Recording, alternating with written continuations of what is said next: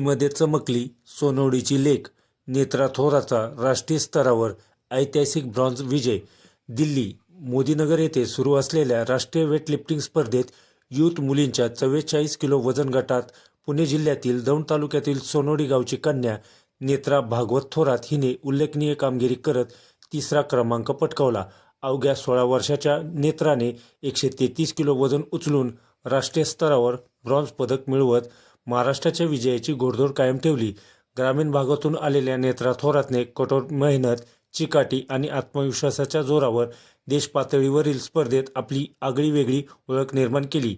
मर्यादित साधनसुविधा असूनही तिने नियमित सराव, प्रशिक्षकांचे मार्गदर्शन आणि कुटुंबाचा पाठिंबा यामुळे हे यश संपादन केले आहे. तिच्या कामगिरीमुळे केवळ सोनवडी गावच नव्हे तर दौंड तालुका, पुणे जिल्हा आणि संपूर्ण महाराष्ट्राचा गौरव वाढला आहे. नेत्रा थोरातच्या या यशामुळे ग्रामीण भागातील मुलींना क्रीडा क्षेत्रात करिअर करण्याची नवी प्रेरणा मिळाली आहे.